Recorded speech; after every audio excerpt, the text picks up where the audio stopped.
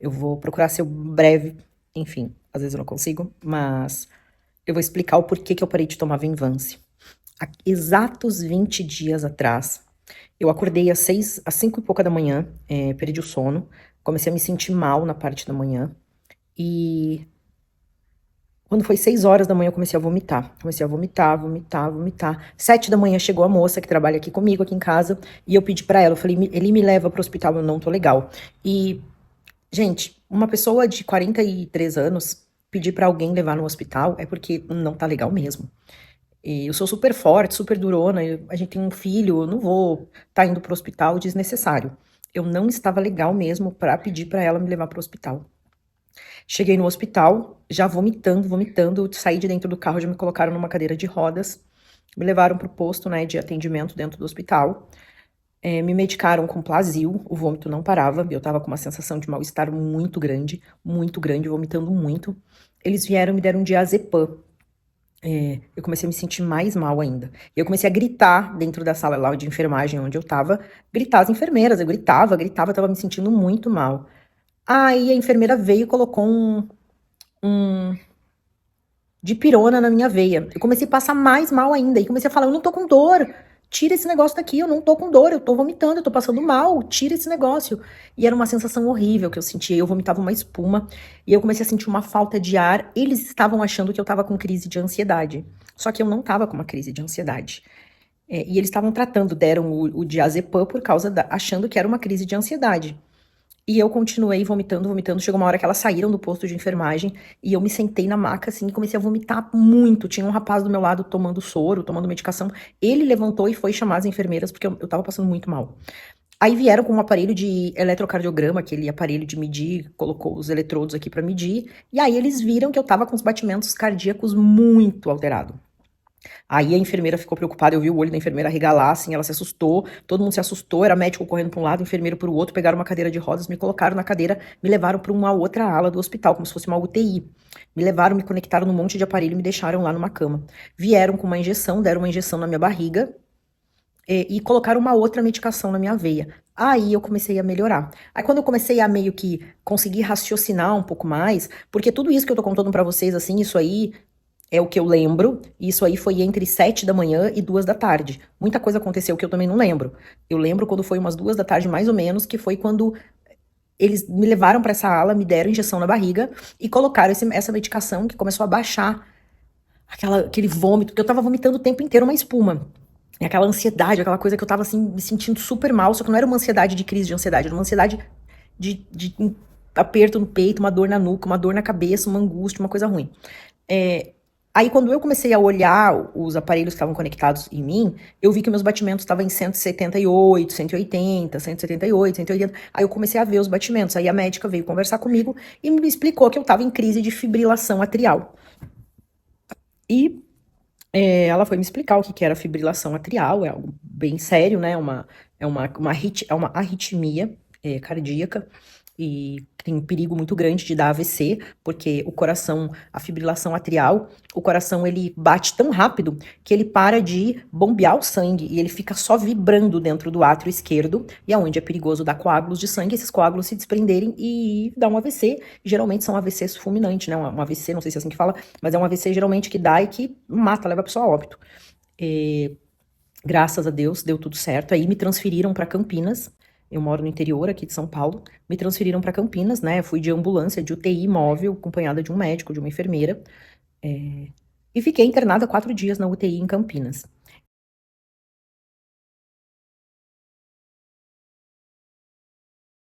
E por que eu contei essa história para vocês, né? Por que eu contei todo esse relato? Porque se isso não tivesse acontecido, eu não teria deletado os vídeos sobre Venvance deste canal e eu estaria ainda tomando Venvance.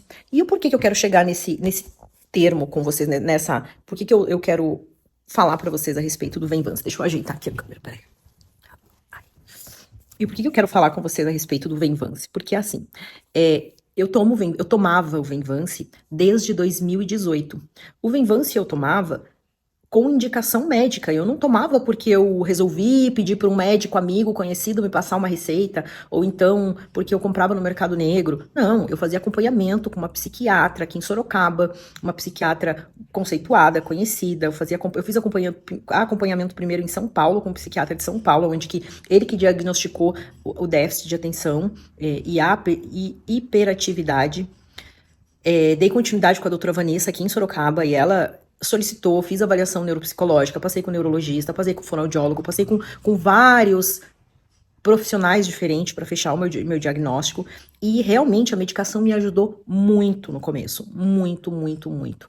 Só que eu até postei um vídeo no canal um tempo atrás, eu deletei esse vídeo, até porque eu deletei todos os vídeos falando de Venvance, falando nos aspectos positivos do Venvance, porque a partir deste episódio que ocorreu, eu me tornei uma pessoa agora totalmente avessa ao Venvance. E eu precisei passar por esse episódio. Se eu não tivesse passado por isso, talvez isso não teria acontecido. Eu estaria aqui fazendo um apoio ao Venvance, falando do Venvance. E eu não posso falar que o Venvance não me ajudou durante um tempo, porque sim, o Venvance me ajudou durante um bom tempo. Só que existe uma linha muito tênue entre o Venvance nos ajudar e ele começar a prejudicar. E quando ele começa a nos prejudicar, se nós não estamos presentes no nosso corpo, na nossa vida, com a consciência presente nas nossas sensações, em como que a gente está nos sentindo, em todos os aspectos, a gente não percebe que as coisas estão acontecendo. E tanto que um dos vídeos que eu relatei a respeito do Venvance, do genérico da Farlab e do genérico da Eurofarma, o genérico da Eurofarma foi o genérico que me desencadeou uma arritmia absurda. E eu não vou dizer que a culpa é 100% do genérico da Eurofarma que desencadeou, mas porém, nesse vídeo até que eu não cheguei a deletar, eu só tirei ele do ar, mas nesse vídeo, ele é um vídeo que eu falo a respeito disso, que eu senti muita arritmia tomando o Venvance da Eurofarma.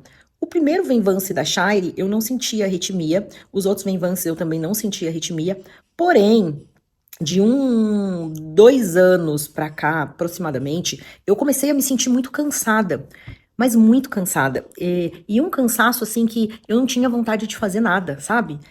Se não fosse pra ficar, de repente, o dia inteiro trabalhando no computador, focada em algo que o meu hiperfoco, ele estivesse totalmente sendo utilizado, eu não tinha ânimo pra fazer nada.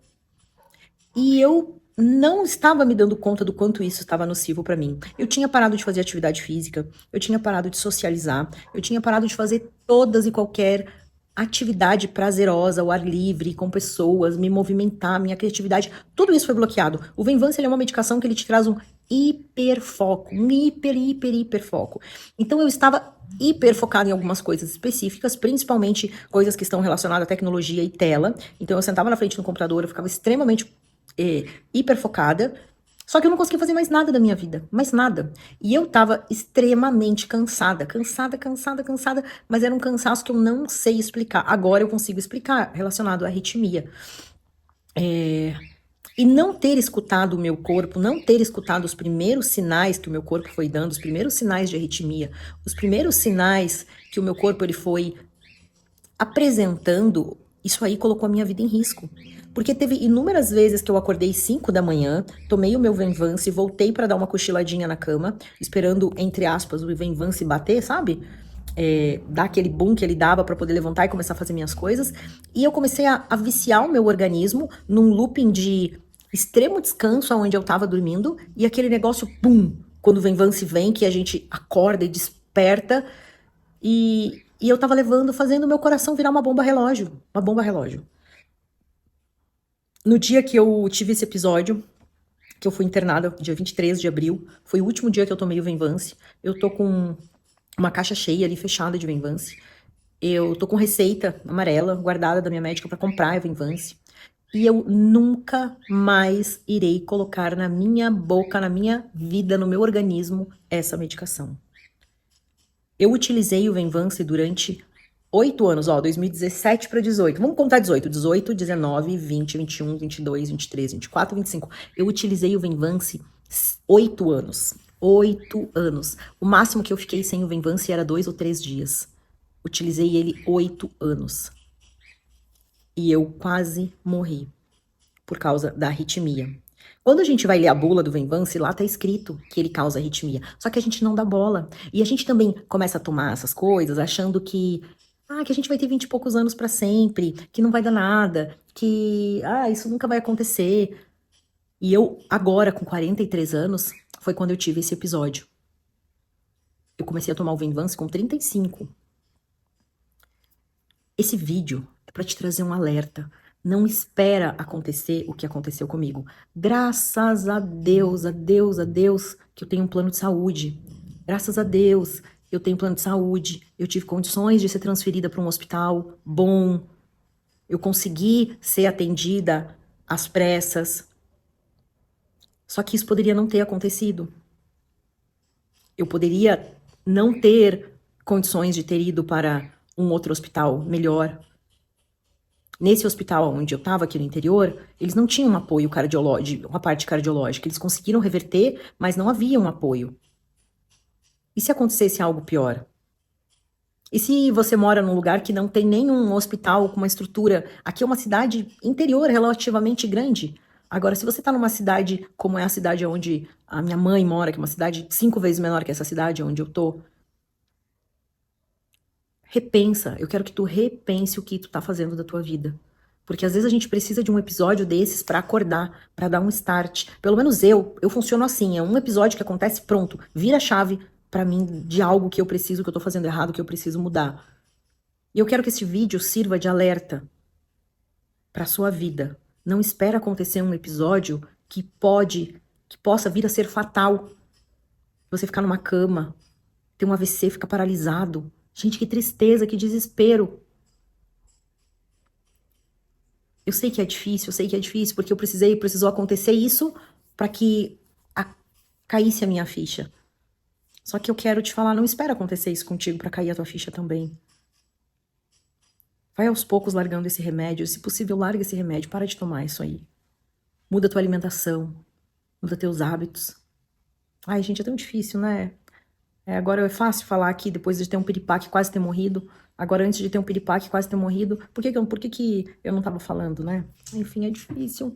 Mas eu quero deixar um alerta pra vocês. Tomem cuidado com essa medicação, tome cuidado com essa medicação, não vale a pena. O preço é muito alto. O preço da tua vida é muito alto por essa medicação.